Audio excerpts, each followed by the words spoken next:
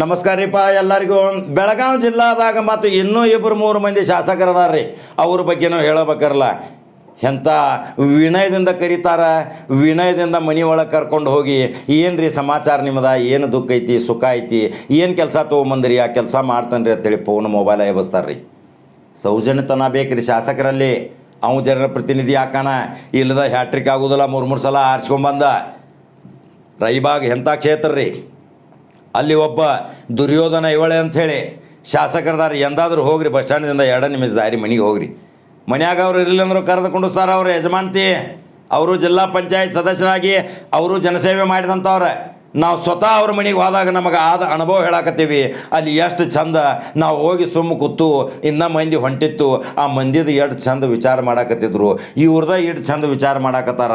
ಇನ್ನು ನಮಗೆ ಹೆಂಗೆ ಆರೈಕೆ ಮಾಡ್ಬೇಕಂತ ನಾವು ವಿಚಾರ ಮಾಡ್ಕೊತ ಕೂತು ರೀ. ಆದ್ರೆ ಅಲ್ಲಿ ಜನ ಹೊಂಟಿತ್ತು. ಕೆಲವ್ರು ಅಂಬಲಿ ಕುಡಿಯಾಕತ್ತಿರು, ಮಜ್ಜಿಗೆ ಕುಡಿಯಾಕತ್ತಿರು, ಕೆಲವರಿಗೆ ಅನ್ನ ಸಾರು ಸಹಿತ ಸಿಗಾಕತ್ತಿತ್ತು. ಇದೆಂಥ ದುರ್ಯೋಧನ ಐವಳೆ ಏನೋ ತಿಳ್ಕೊಂಡಿದ್ದಪ್ಪ ನಾವು. ಆ ಮನೆಗೆ ಹೋದ್ಮೇಲೆ ನಮಗೆ ದಿಗ್ಭ್ರಾಂತ ಆತು. ಅನ್ನದಾಸೋಹದ ಶಾಸಕರು ಇನ್ನೂ ಅದಾರಂತೇಳಿ ಈ ಪುಣ್ಯ ಭೂಮಿ ಉಳ್ದೈತಿ. ಬಡತನದಿಂದ ಬಂದು ಬಡತನದ ಕಷ್ಟ ಸುಖಗಳನ್ನು ನೋಡಿ ಇಂಥ ಶಾಸಕರು ಯಾಕೆ ಇಲ್ಲಿ ಈ ಜನ್ಮದಾಗ ಅದಾರ ಇನ್ನೂ ಅಂಥೇಳಿ ಈ ಭೂಮಿ ನಿಂತೈತಿ. ಅದರ ಸಲುವಾಗಿ ಯಾಕೆ 3 ಸಲ ಆರಿಸ್ಬಿಡ್ದಲ್ರಿ ಅವರ. 3 ಸಲ ಸತತ ಅಂಥ ಬಲಾಢ್ಯ ಶಕ್ತಿಯಲ್ಲಿ ಇದ್ದರೂ ಸಹಿತ ಅವ್ರನ್ನ ಎದುರಿಸಿ ಬಂದಂಥ ದುರ್ಯೋಧನ ಇವಳೆ ಇವತ್ತು ಕ್ಯಾಬಿನೆಟ್ ದರ್ಜೆ ಸ್ಥಾನಮಾನ ಹೊಂದಿದಂಥ ನಿಗಮ ಮಂಡಳಿ ಅಧ್ಯಕ್ಷರು ಆಗ್ಯಾರ್ರಿ. ಇಂಥ ದುರ್ಯೋಧನ ಇವಳೆ ಅಂಥ ಶಾಸಕರು ಸಿಗಂಗಿಲ್ಲ. ಸೊಕ್ಕಿಲ್ಲ, ಮುಣಿಸ್ಕೊಳ್ಳೋದಿಲ್ಲ, ತಪ್ಸ್ಕೊಂಡು ಹೋಗೋದಿಲ್ಲ, ಇದ್ದು ಇಲ್ಲ ಅನ್ನೋದಿಲ್ಲ, ಮೊಬೈಲ್ ಸ್ವಿಚ್ ಆಫ್ ಮಾಡೋದಿಲ್ಲ, ಮೊಬೈಲ್ ಡೈವರ್ಟ್ ಮಾಡೋಂಗಿಲ್ಲ, ಮೊಬೈಲ್ ನಂಬರ್ ಬ್ಲಾಕ್ ಲಿಸ್ಟಾಗಿ ಹಾಕೋದಿಲ್ಲ. ಇಂಥ ದುರ್ಯೋಧನ ಐವಳೆ ಅಂತ ಅವ್ರ ಗಣ್ಮ್ಯಾನೂ ಸಹಿತ ನೋಡ್ರಿ ಕರೆದು ಒಳಗೆ ಕುಂಡಿಸ್ತಾರ. ಅದಾರ ಸಾಹೇಬ್ರು ಸ್ನಾನ ಮಾಡತ್ತಾರ ಬರ್ತಾರ್ರಿ ಅಂತೆ. ಬಂದ ತಕ್ಷಣ ಲೊಂಗಿ ಮೇಲೆ ಬಂದು ಭೇಟಿ ಆಗ್ತಾರ. ಇವರು ಒಬ್ಬ ಸರಳ ವ್ಯಕ್ತಿತ್ವದ ಶಾಸಕರಲ್ರಿ. ದೇವ್ರು ಯಾಕೆ ಇವ್ರನ್ನ 3 ಸಲ ಆರಿಸಿ ಕಳಿಸಿರ್ತಾನೆ. ಪವಿತ್ರ ದೇವಸ್ಥಾನ ಇದ್ದಂಗೆ ವಿಧಾನಸೌಧ, ಅಂಬೇಡ್ಕರ್ ಅವರ ಶಿಲ್ಪಿ ಅವರು ತಯಾರು ಮಾಡಿದಂಥ ಈ ಸಂವಿಧಾನದ ಆಧಾರದ ಮೇಲೆ ನಡೆಯುವಂಥ ಅದೊಂದು ಸಂವಿಧಾನದ ಕೇಂದ್ರ. ಅಂತಲ್ಲಿ ಇಂಥವ್ರನ್ನ ಕಳಿಸ್ತಾನಂದ್ರೆ ದೇವ್ರೇನು ಶಾಣೆ ಅದಾನಿಲ್ರಿ. ಇಂಥ 3 ಸಲ ಹ್ಯಾಟ್ರಿಕ್ ಮಾಡಿದಂಥ ಇಂಥ ಶಾಸಕಗೂ ನೀವು ಲೈಕ್ ಮತ್ತು ಶೇರ್ ಮಾಡ್ಬೇಕ್ರಿ. ಇನ್ನು ಮತ್ತೊಬ್ಬ ಶಾಸಕರದಾರ್ರಿ, ಮಾಜಿ ಆಗ್ಯಾರ ಪಾಪ. ಆ ಮಾಜಿ ಆದಮೇಲೆ ಜನ ಈಗ ನಾವು ಕಳ್ಕೊಂಡು ಭಾಳ ಮಂಗೆ ಆಗ್ಯಾವ್ರಿ ಇಂಥ ಶಾಸಕನ ಅಂಥೇಳಿ ಸ್ವತಃ ನಮಗೆ ಫೋನ್ ಮಾಡಿ ಹೇಳ್ಯಾರ ಅಭಿಮಾನಿಗಳು. ಅಂಥ ಶಾಸಕರು ಸಿಗಂಗಿಲ್ರ. ಅನ್ನದಾಸೋಹ ಮಾಡ್ತಾನೆ. ಅವ್ರ ಅವ್ವ ಅಪ್ಪ ಶಾಸಕರಿದ್ದರೆ 2-3 ಸಲ ಇಂದಿರಾ ಗಾಂಧಿ ಕಾಲದಾಗಿದ್ದಾಗ ನಯ ವಿನಯದಿಂದ ಕರೆದು ಮಾತಾಡಿಸುವಂಥ ಮನೆಗೆ ಹೋಗ್ರಿ. ಈಗೂ ರಾಮದುರ್ಗದ ನಟ್ ನಡು ಹಾರ್ಟ್ ಆಫ್ ಸಿಟಿ ನಗರದಾಗ ಇರುವಂಥ ಮನೆಗೆ ಅಶೋಕ್ ಪಟ್ಟಣ್ ಅವ್ರ ಮನೆಗೆ ಹೋದ್ರಂದ್ರೆ ನಿಮಗೆ ಸಿಗುವ ಸ್ವಾಗತ ಈ ಹೆಂಗೆ ಸಿಗ್ತೈತೆ ನೋಡ್ರಿ. ಅವ್ರ ಪಿ ಎಗಳ, ಅವ್ರ ಟೈಪಿಸ್ಟ, ಅವ್ರ ಕಡೆ ಕೆಲಸ ಮಾಡೋ ಹುಡುಗರ, ಅವ್ರ ಗನ್ಮ್ಯಾನ ಕರೆದು ಎಷ್ಟು ಚಂದ ಒಳಗೆ ನಿಮ್ಮನ್ನು ಕರ್ಕೊಂಡೋಗಿ ಕುಂಡಿಸ್ತಾರೆ. ಮೊದಲ ಬಾದಾಮಿ ಹಾಲು ತಂದು ಕೊಡ್ತಾರೆ. ನಮಗಟ್ಟ ಅಲ್ರಿ, ಎಲ್ಲರಿಗೂ ಸಾರ್ವಜನಿಕರಿಗೆ. ಯಾರು ಕೊಡ್ತಾರ್ರಿಪ್ಪ ಬಾದಾಮಿ ಹಾಲು ಕೊಡ್ಸವ್ರ?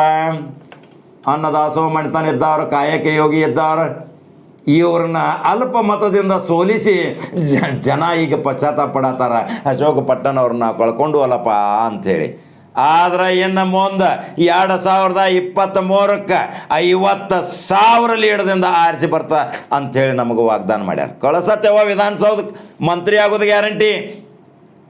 ಇಂಥ ಅಲ್ಲಿ ಜನ ಅದಾರ್ರಿ. ಅವ್ರ ಅಭಿಮಾನಿಗಳು ನಮಗೆ ಹೇಳ್ತಾರೆ, ನಾವು ಭಾಳ ತಪ್ಪು ಮಾಡಿದೆವು ಕಾಕ, ಸ್ವಲ್ಪರಾಗ ನಮ್ಮದು ಹೋತ, ನಾವು ಒಂದು ಸ್ವಲ್ಪ ಸಿಟಕ್ ಪಿಟಕ್ ಮಾಡಿ ನಾವು ಓಟ್ ಹಾಕಲಿಲ್ಲ, ಆದರೆ ನಾವು ಕಳ್ಕೊಂಡು ಮಂಗೆ ಅದು.